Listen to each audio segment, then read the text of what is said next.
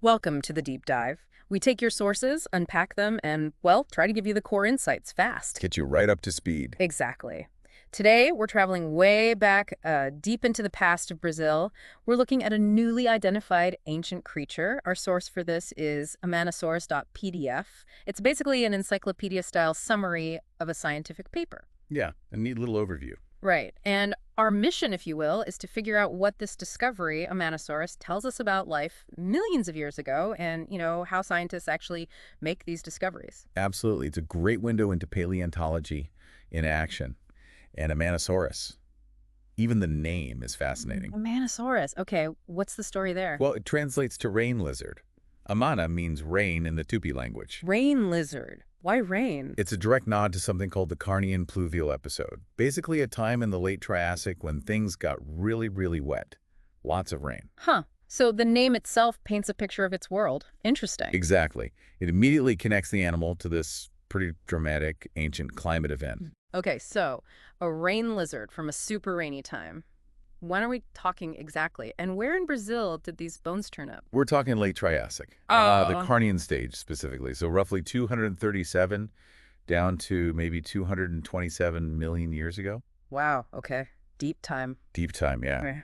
And the spot is Rio Grande do Sul, down in southern Brazil. It's within the Santa Maria supersequence, part of the Paraná Basin.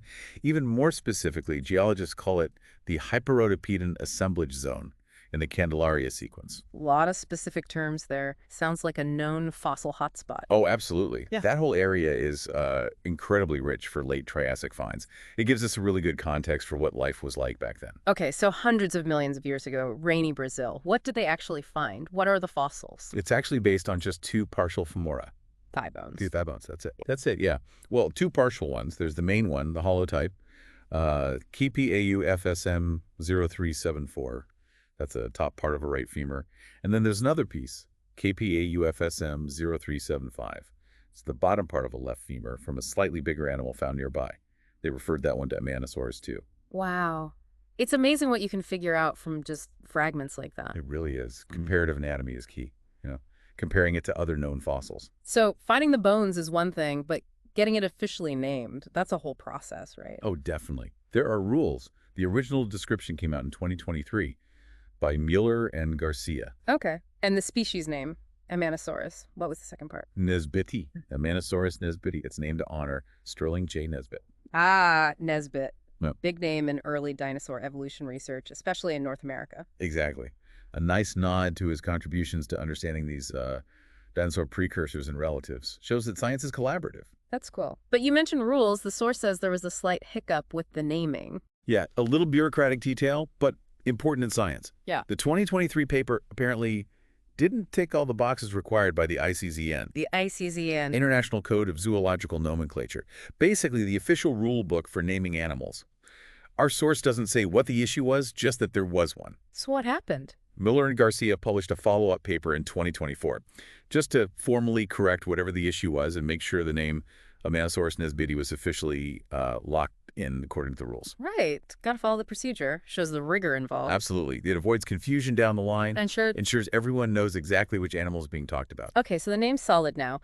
Where does this rain lizard fit in the grand tree of life? What kind of animal was it? Right, the classification. Well, big picture. Eukaryote, Animalia, chordata has complex cells, is an animal, has a backbone. Pretty standard. Then it gets more specific and a bit tentative. It's listed under Dinosauria and Ornithischia, but with question marks. Question marks. So not quite a dinosaur, or maybe not an ornithischian, a bird-hipped dinosaur. Kind of. It suggests it's close, shares some features, but maybe isn't fully nested within those groups based on just these bones. More research might clarify that.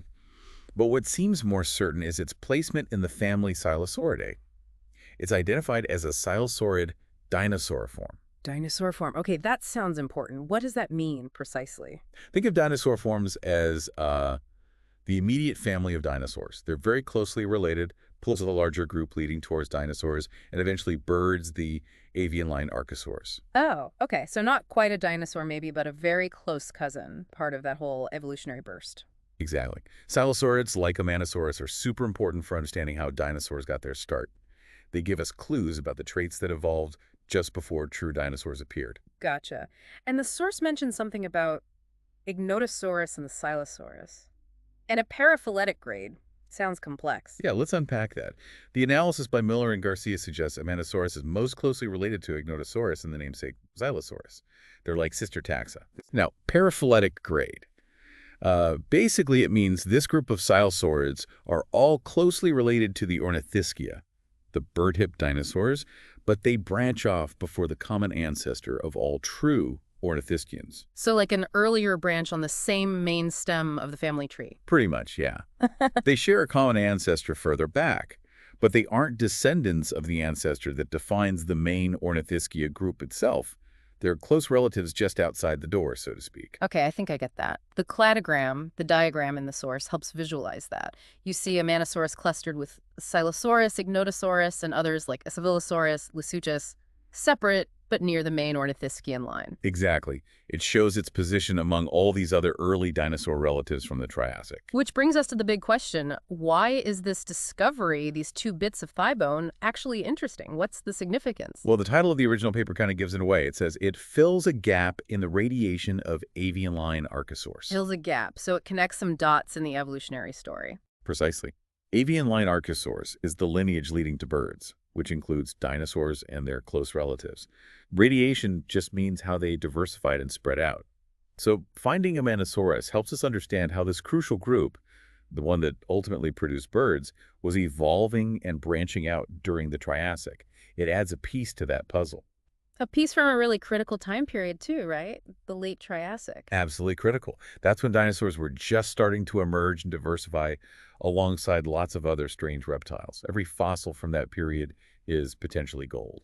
And I still like the name connection, the rain lizard living through that Carnian wet phase. It makes it more vivid. It does, doesn't it? It ties the fossil directly to the ancient environment. Reminds you these were real animals in a real dynamic world, not just bones in a drawer. And it's a Brazilian discovery honoring a North American scientist. Shows how global paleontology is now. Yeah, that's a great point. Collaboration across borders is pretty standard and really essential for piecing together this global story of life. Okay, so let's recap. We've got Amanasaurus nesbiti. It's a new silosaurid, a rain lizard, a close relative of dinosaurs from late Triassic Brazil. Based on two partial thigh bones. Right. We saw the careful process of naming it, the little correction needed. Following the ICZN rules. And we've seen why it's important. It helps fill a gap in understanding how the ancestors and early relatives of dinosaurs and ultimately birds were evolving back then. Yeah, it adds another data point, another piece of evidence about that really crucial time in Earth's history. And it highlights how much we can learn from, sometimes quite fragmentary remains. It really does. Which kind of leaves you wondering, doesn't it? What's that? Well, if these two bones tell us this much, what else is still buried out there, in Brazil or anywhere? What other secrets are waiting in the rocks that could completely change what we think we know about prehistoric life? That's the million-dollar question, isn't it? It's what keeps paleontologists digging. There are definitely more discoveries waiting to happen. A really exciting thought. So if this dive into Amanasaurus got you curious, maybe dig a little deeper yourself into the late Triassic or the rise of the dinosaurs. It's a fascinating story. Absolutely. Until next time, keep exploring.